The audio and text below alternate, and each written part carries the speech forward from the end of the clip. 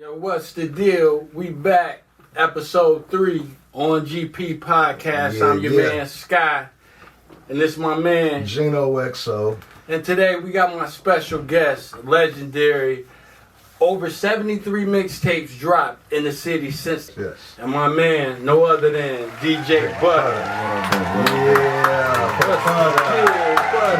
Butter. My G, good to see you, man. It's been a long time coming. So, you know, when I got this whole thing started, man, XO was thinking, like, we want to make sure we could put light on some of the legendary people that really helped bridge the gap, like what Proof was to the hip-hop community. Is the same impact that people like yourself and DJ Dez have had on the DJ community. So we know that. So, you know, we just want to honor you. Butter been putting it down for years. Putting it down for years, decades. Decades. So, you know, we wanted to dig a little deeper into your story, let people know how Butter got started and where it all come from. But before we do that, we got to get into our first segment of the day, which is Geno's favorite. My favorite part. If you know, you know. I got to talk some shit that you don't know, you might know, or maybe you never heard. Yeah. Exactly. Even if you don't care, we gonna talk about it. Yeah. Let's jump right into it. So the first thing I know, he was talking big about the AI situation. Okay, that's what you know, AI is evolving much more. So, you know, I want both of y'all opinion on this because, you know, I hear a lot of different opinions. You know, AI could be good, could be bad. But now with this music game coming in and just the deep fakes of it, you know, they got the new song with the Eminem voice. My man rocked the whole party. It was a DJ, as a matter of fact. He had some you never heard from Eminem sound like Eminem. Over a new beat you never heard Eminem on, and nobody in the crowd was like, boo, everybody just still. That's crazy.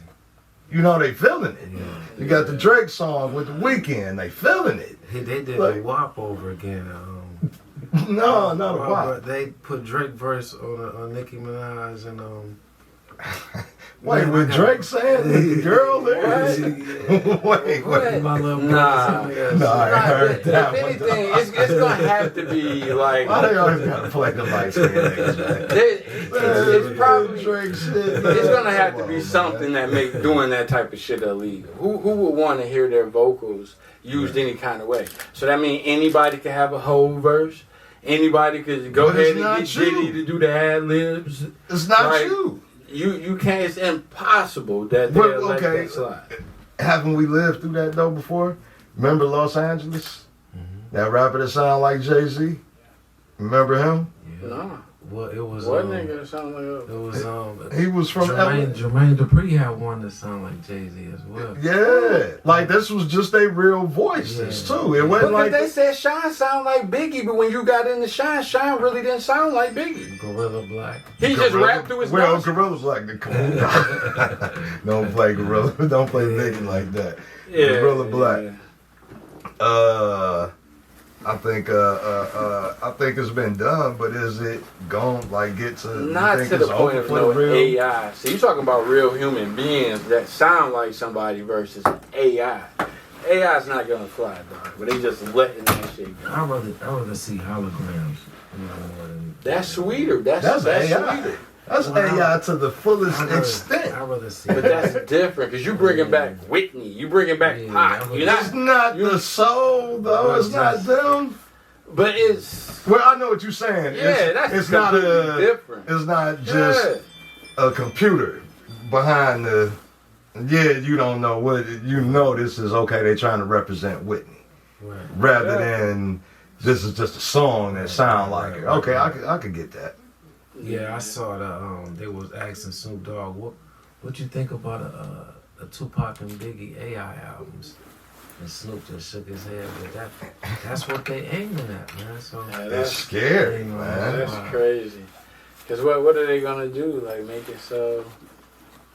I mean, can't you sue people right now for your likeliness? Exactly. You know, the intellectual creativity and shit. Yes, so it seemed like that would kind of fall. Exactly, well, and that's why I said it's not. Not but your voice is a voice, and what happens to you, God given, Right. If you just happen to sound like another person, I mean, I get calls all the time and I confuse the voice, like, oh, damn, I thought you was somebody else. So if a nigga just like, I know how to rap like this dude, like people that do impersonations, but that's crazy, man. It's scary, dog. It's not gonna fly. And then before you know it, anybody scared. that's posting that shit, they'll probably get taken down and flagged and all that shit eventually.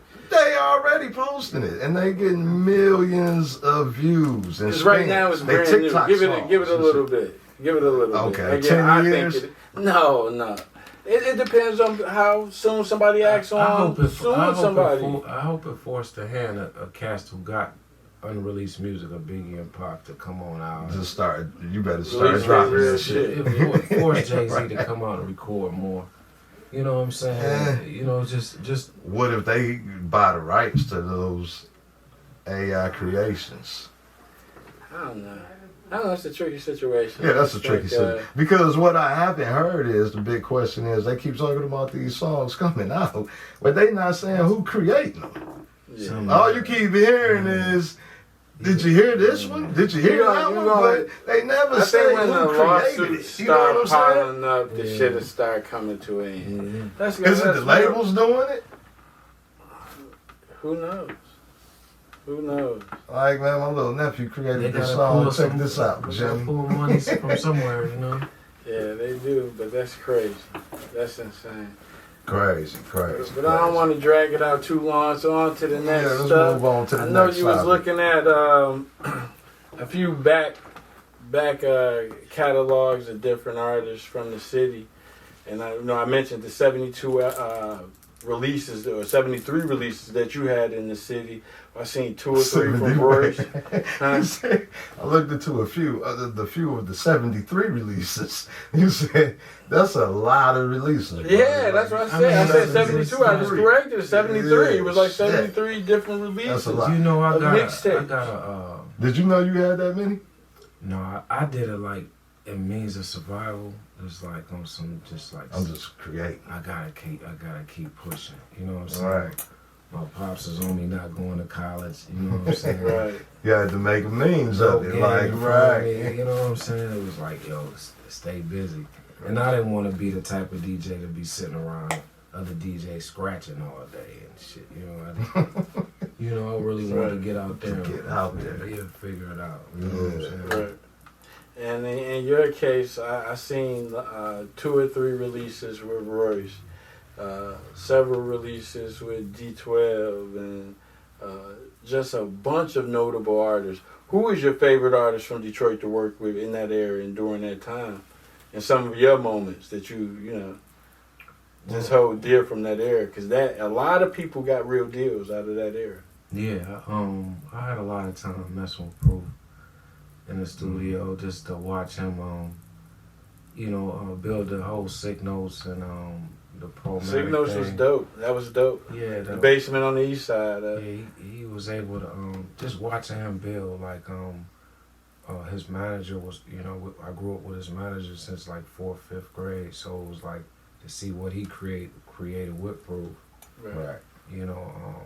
I held dear to that. You know what I'm saying? Right. So, Right. yeah. Dope. Nah, like, do you got, like, out of those 73 songs, do you got a fave? Like, No. this is one of your own songs. Do you got a favorite of one of your own songs? Like, this is the one. Like, the session was dope. The song came out dope. Man, my first album, Kill the DJ. I remember that I album. had you was on there, Geno.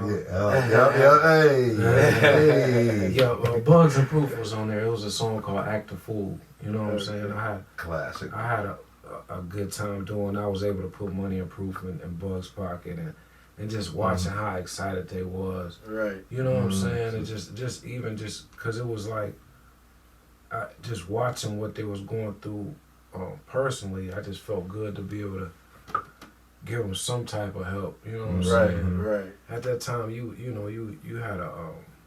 had more of a focus of creating your own studio and going to work and Like, you know what I'm saying? it was more. yeah, you was more more structured. Structured a little bit, yeah. So Right. just to see them, you know, see them record together like that, you know, so it was real dope. You And know? I think that's one thing, like me and Sky spoke on it, that rather than you just kind of gathering songs up, Right. you actually kind of like, I want to be involved on every song. We can make it from scratch.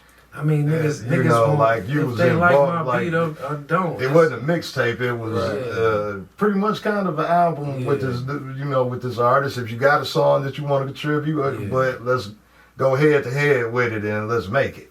Yeah. And I think that's dope rather than just gathering. Oh, just give me a song. Give me a song. Give me a song. Give me $200 to a nigga that don't even know you. Right. You just taking money from new artists. And you know what I'm saying? I ain't never seen you No. commit to that. Like, I know you could get money off of that though. Nah, that's what they doing. But I never seen you kind of. No, I'd rather spend the money and show them like, yo, we can have our own independence and show other DJs globally that it's just the art of not seeing Jam Master Jay do more.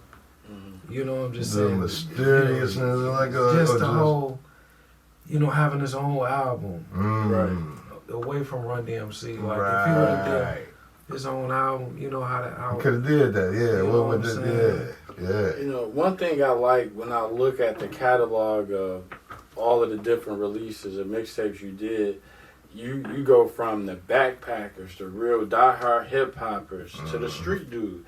I even seen a release you did with Short Dog from Houston that was signed to Dirty Glove. Good dude. I see you even. I had fun with, so he was Yeah. riding the buckets. He was strapped up. You know? Yeah, Short Dog was a good dude. That's a good dude. So I see like. He a street lord for real, you know. For sure. And that was back when I had the Street Lord TV and everything going back in the day. So That's classic. That's Right. shout out to Wine. Shout out to Short Dog for sure. Right, shout out. Yeah. Yeah, for sure. But in your case scenario, just wanted to shine some light on some of your stuff and some of your favorite projects out of the city. What was it like working with Dilla? Well, I never did nothing with him, like physically, but he let me put Slum Village Players on Kill the DJ. Like before it really was popping, he was like, yo, since Butter I'm busy, it was like, you can go ahead and put it on there. So later on, I didn't know it was 5L and SV had something going on. Right.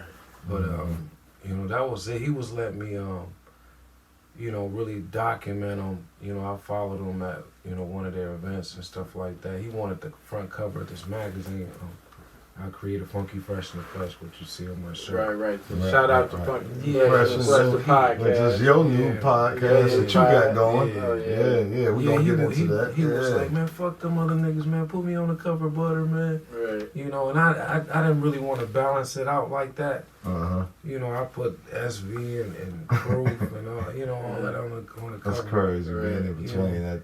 You try to right, but do something and it's like, oh man, I didn't know y'all had a problem with each other. All the time. It's crazy. It's been going on. Right, that's crazy. Now look, how did you manage to release that Royce and M Renegade track? I see you had that on one of the mixtapes too back in the day. Well, I did. I was actually in the studio when Royce and M was doing that song. Wow. And there was they had the I didn't know it. head in there. It was Louis Presto. They was doing all this stuff in there. But me personally, when I seen Royce verse wasn't on the one that came out. Mm-hmm. I just was like, damn, it was like, and I started seeing it leaked on the internet. It was a guy named Dirty Jason from D12 World. He used to always leak their music. Mm-hmm. He's dead now, but once they used to send me all the stuff, to stay updated on it, and I mix my stuff up just to kind of keep everybody brain going, because I really like the Royce version better, you know what I'm saying? And it was a lot of that going on back then. I used to get a lot of the songs early, because the value, people really didn't, it seemed like they didn't really care, man. It was like going to the record stores, they was like, you know, here come Butter with the Detroit mixtapes, and you know that type of thing. You know, Right. and the guys with the booty mixtapes, they coming out with knots, and I'm coming out. You know what I'm saying? Right. Who the hell we got at the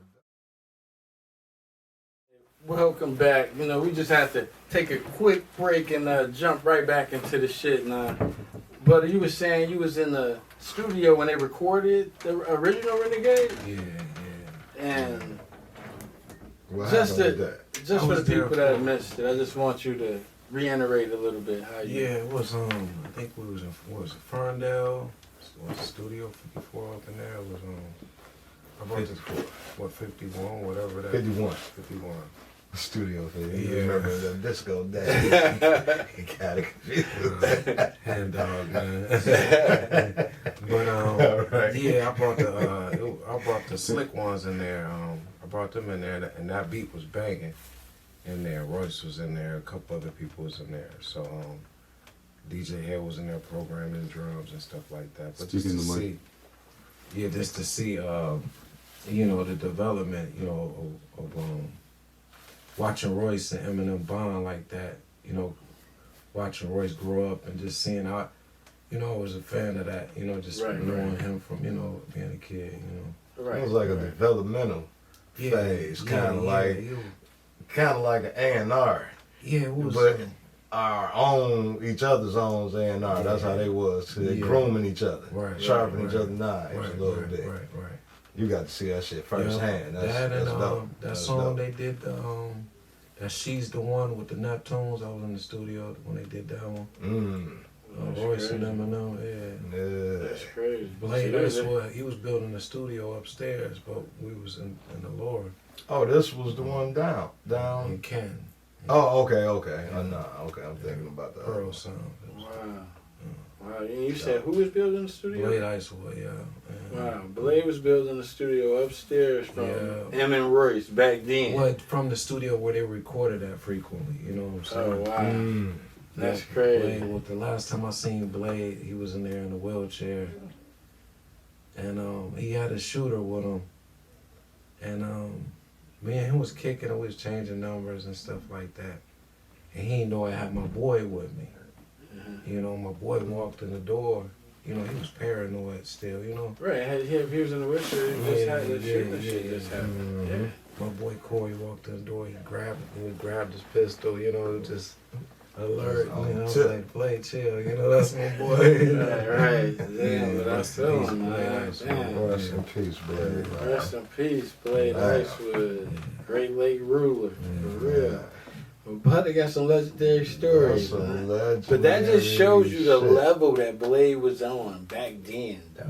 Like, you gotta think about that, dog. Like, literally, he already on the tip of trying to do it. Already on that tip, yeah. Helping bring it back here, you know. Exactly. Pioneer type shit. And, you know, Pablo was always on the same accord as well, but it's just crazy to see the development of the city now. How do you feel about, like, you know, coming from seeing the hip hop shop to seeing us be a front and center now as a city again? Well, I think it's dope to see. I think in our era we did a lot of more battle rap, and it was, I think, the perception of that kind of bled in our work ethic. And Right. It's like the way those guys, they can be beefing, but they still record with each other, and they think about monetizing or swiping records out with each other. Right, So, you know, they get to the bag. I never was that type to just sit in the hip hop shop, and I think about, you know, how Maurice should make the money in here. You know, what's the marketing? Right. You know, just how is he keeping us open? Because you got people close to him stealing from him all the time. So how he keeping us going? You know what I'm saying? Right. That's when I think you just kind of, when you be doing it off of your fuel is the love of the game. Right. Like, but you still gotta. You just wake up out to smart, because that's when you think like that, it just force you to the part-time job. If it's all a game, you know what I'm saying? See, the unfair part about that, there was no hubs like that before it, really, for us. And there was very few and far in between the hubs that popped up. Right. You had like the Lush after the hip hop shop. And Right. you had, of course, you always had the basement and St. Andrews and Well, shit. Awesome Dre came and all those guys came up. It was Latin Quarters and all, New Day That's Show. way, that's way. Just Yeah, like, yeah, what way- they was recording more than they were Right. open mic freestyle, and they Right. was looking for the pay style, So, Exactly. Yeah, there was more recording. A little bit ahead of their time. Right. They was about getting videos out. I mean, they was already thinking about the competition. Right. Like, even though I know I'm local, I'm competing against Rakim. This nigga got it. I mean, we was always very Detroit. Just think big like that. Yeah, a lot. that is, And when you hear motherfuckers will laugh at you for doing it, but it's like May say, you gotta do what you do like you're doing it for TV sometimes. And some people laugh at it, but the people outside of Detroit will be like, damn, you see this? Right. And then there's niggas turn and give it a second look like, Yeah, it wasn't Wait a really minute. cool, yeah, it wasn't cool. Mossy Ski went through all of that. Wasn't cool. It wasn't cool. Right. That's why them guys who kind of move out as they get older. You know what I'm saying? Mm-hmm. Now, in your case, with you dropping so much, throughout the years, would you want to keep that going and drop more new shit on these younger guys, up and I'm coming guys? working on some stuff. I really want to put the music in films. I think people get the art of watching you spread yourself thin. Right. And, that's the thing. I don't think people reward that. You know what I'm saying? Hustling and it's just like doing everything. So you gotta slow down and you know what I'm saying? Let them appreciate what's out. What's out there, yeah. Well, like some people feel, you got the jack of all trades but good at nothing. Some people, you will see some people spread themselves thin like that. But you're just coming up. It's coming up. The guys can say, "Man, when I get my money, I'm gonna give DJ Drama 20,000." Right. You know what I'm saying? Right. And here I am, like, what the fuck? You know what I'm saying? A lot of niggas think like that, bro. For real though, because you right there, and you been DJing and putting in this work the whole time, and I'm right here. Just gave you some money. Right. I've been promoting and putting your shit out for years to get you to that level, right? Now you ready to pay another DJ. That's how that shit is, bro. He said, what the You gotta have a fuck? backup plan, Now, I want to ask you, what you think about this new DJ gang? As far as the new equipment and somebody just because of a name, no diss either to like a Paris Hilton, even a Shaquille O'Neal. Now, just because you want to DJ, the equipment is so easy to use. Yeah, you could be a DJ. You ain't really. And like I say, I ain't trying to hate on Shaq. I don't want no smoke with Shaq. No, I think I'm just saying that right now. I think he actually DJ though. For real. I know what because he's a hip hop historian. As a matter of fact, you gotta remember, Shaq had a track with Biggie. I take that back. He had a track with Biggie. And there's no doubt that he's been a hip hop head you can't ever stand the since rain, we my was nigga. kids. Right. So I'm not, but I guess I was really thinking more like just these stars Shaq already. is the one Paris do this Hilton. better than hip hop, I would say. Yeah, Paris Hilton. I don't even know some of the new DJs now, so it just seemed like it's more the technology that's like, do you think it's a difference in it, or a DJ is a DJ? It is what it is with the technology. Just play the right records, man. That's all it is. I mean, we struggled. Like, back then, the lift 100 crates, I used to get my exercise in that. You know what I'm saying? I have to carry around all the this damn like, okay, records. I want to be ready for, whatever it's, Yeah. Just like, it was exercise and that. Then you able to, hide whatever pistol you can in the crate. You learn the manual way. Let me start. That's how it was, though. It was a different world back then. It was a different type of world. Yeah, and I think if they got their heart into it, it's just like with the rappers today. It's much easier for people to be rappers now than it was back then. They don't take as much skills as it took back then. Back then it was like, the show you got these particular albums, the album covers and the credits. We had to. That was like a fashion statement. Like, you wanted that, right? The thank yous and all of that shit. Yeah. It was like your playlist was the shit. Right. Nah, everybody got access to everything. Exactly. It kind of takes just I don't know, maybe the individuality out of DJing. A little bit. Yeah, them kids coming out the cradle, cutting it up, man. I just don't understand that, but it is, But hey, like you said, it's still an even playing field. If you got the love for it, if they got the heart for it and the passion for it, who are you or anyone else to say how does they do? You know what I mean? Because that person got the heart for it, and that's gonna show through anything else. From some real shit. But in your case, like with you being versed in hip hop, who would you say is like kind of top 5 in like no order in particular, like not just Detroit but period. No artists. Oh wow. Hip hop artists. Hip hop artists. Yeah, hip hop artists.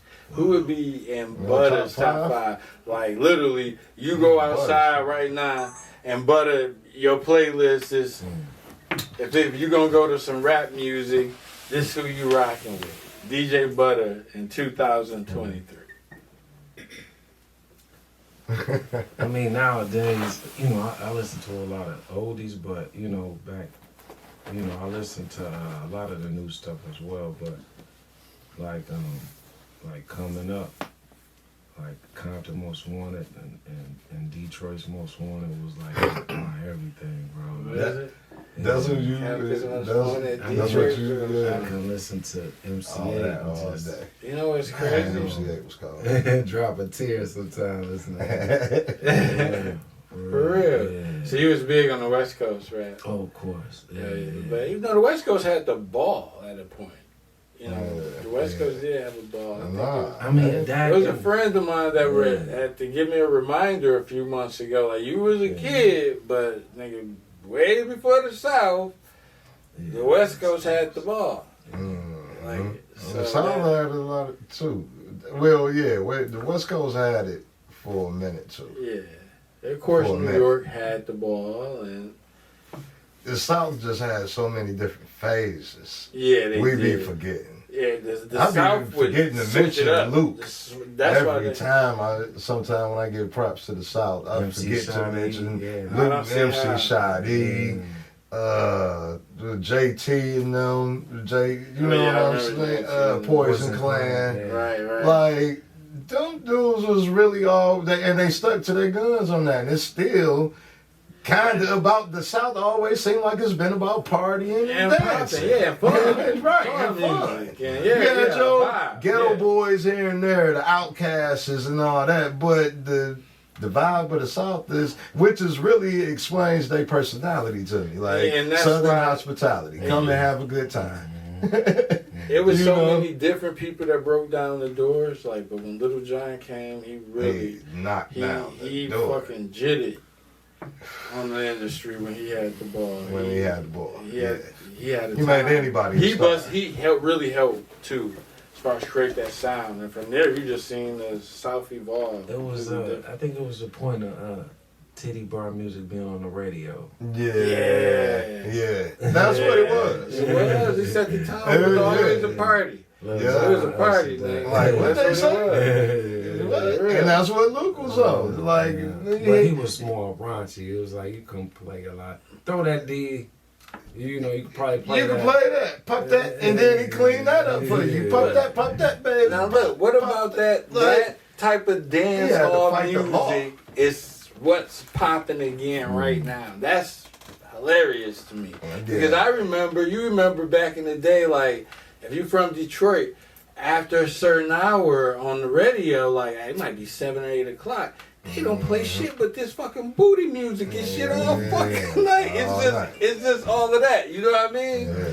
And like just to see that come back is like that's crazy to me. That's what they want to play now. Yeah, Those are the songs that's popping. That's the songs that's popping. That is crazy. Yeah. Do you ever feel like you ever feel like you need to conform or like let me try this new style with your production? Because you do a lot of producing and shit too. Like, you know, I don't think a lot of people know. Like, you're not just a DJ, you're a producer. Right. You know what I'm saying? So, do you ever feel like okay, I gotta attack this different for these young motherfuckers? Man, I gotta just make it feel good. I think. Yeah. I think it's to a point where you as a producer say, yo, I'm gonna make this and make it feel good, and I'm gonna put who I want on the track instead of waiting for it. Right. You know what I'm saying? Okay, I'm gonna make this track and get Vezo to be on this, or you know, stop waiting for somebody to say they want it. Right. Want to be. You give it like I need you to. Hey, I give you the like you say. You always been one to say I give you the bread to be on it. Like this is my vision. Right. So hey, somebody I get you. Yeah. I mean, just like Boldy. You know, when I did Boldy, the Art of Rock Climbing, it was. Shout out Boldy James. You know, Alchemist had his vibe.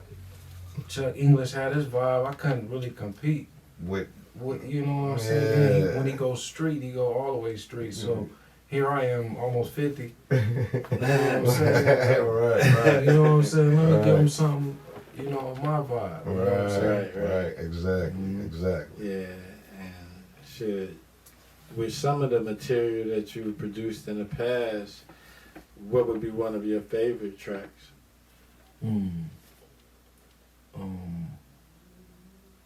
I got this record,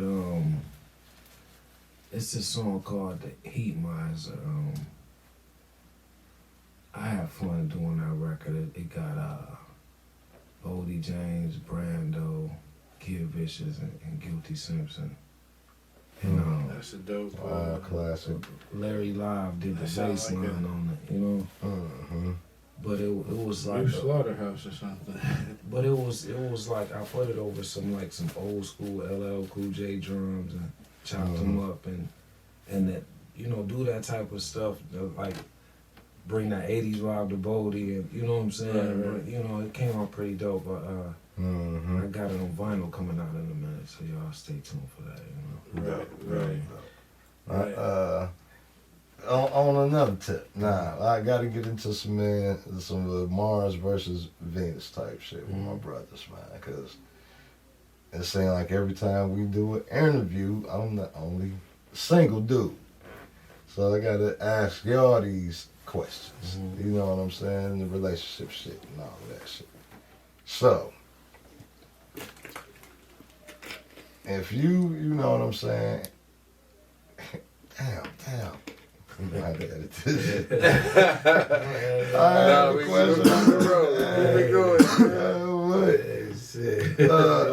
Because I'm asking for a friend. You know, I'm asking for a friend. You know, the new dating game is kind of different now. You know what I'm saying? So, like, well, damn. See, y'all married. But, okay, this is what I do want to ask y'all since y'all are married. With the married life, and I need y'all to be honest. Like, it be all type of girls that, you know, you be seeing every day, you know. And we men, you know. Right, of course. And I mean, you fight temptation or whatever. I ain't trying to get y'all brothers in trouble. But, you know, did it take years for you to figure, like, you know what, I'm done with all that bullshit? When you met your girl,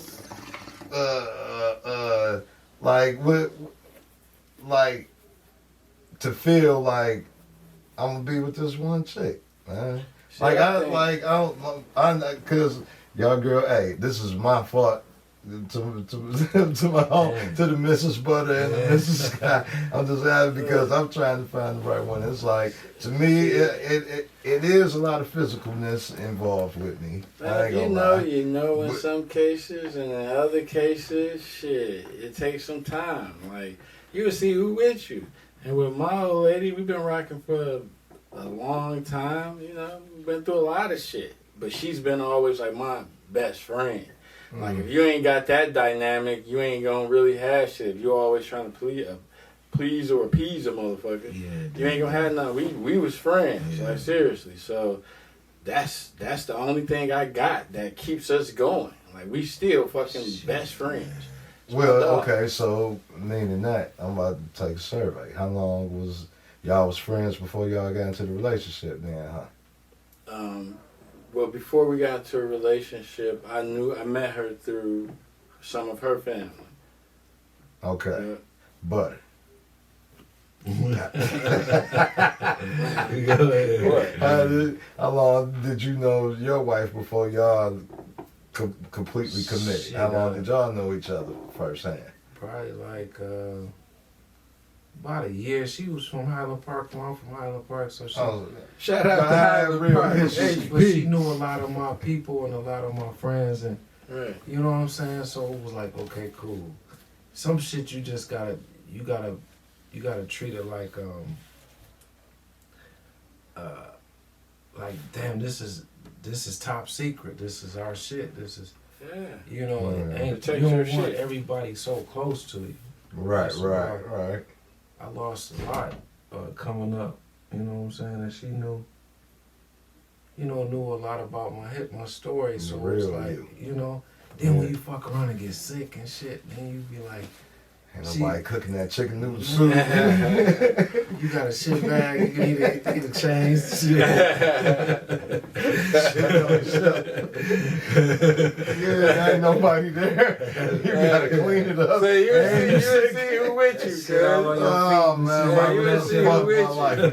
My life was terrible. Seriously. Nah, okay, no, because you know, getting that commitment, I think, is serious. So I know a lot of people always ask that, you know what I'm saying? But I actually be taking a survey in my head, and everybody that say they in a good long relationship, they was in a good long little friendship, little first. Man, did you see Ocho Cinco? He talked about his girl, the first date he took her on was to McDonald's. And then he said before she hit the driveway, she was ordering her shit. Yeah, right.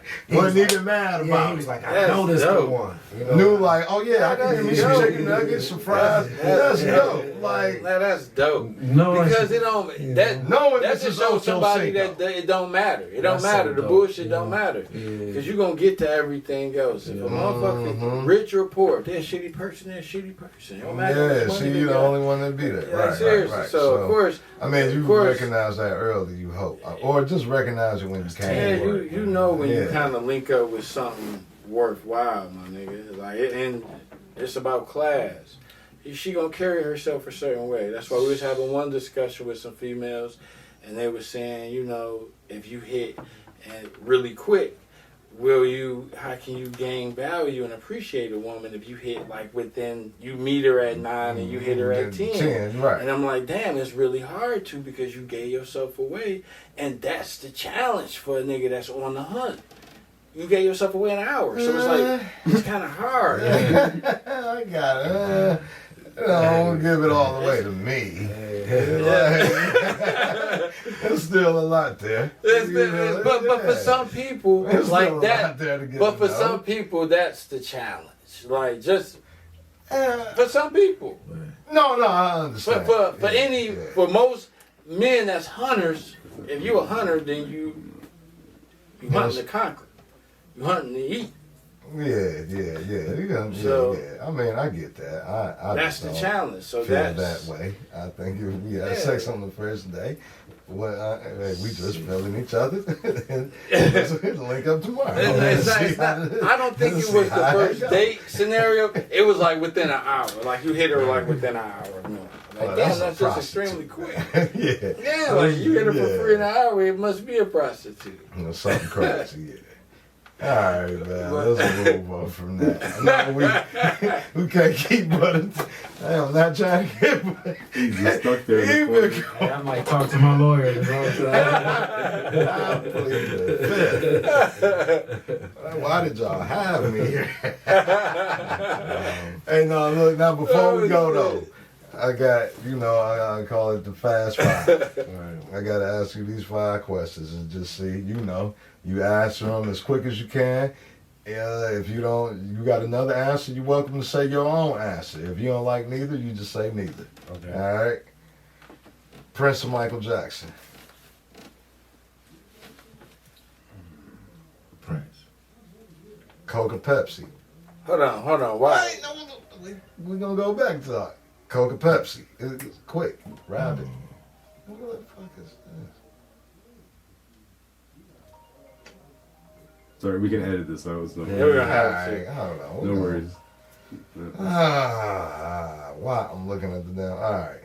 We can do this again. Yeah. All right, let's just Whoa, go. whoa, You whoa, already whoa. said though. Hey, Yeah, we're gonna go into it. We already got the first answer, so you can just start the second. Okay, That was alright. like it never happened.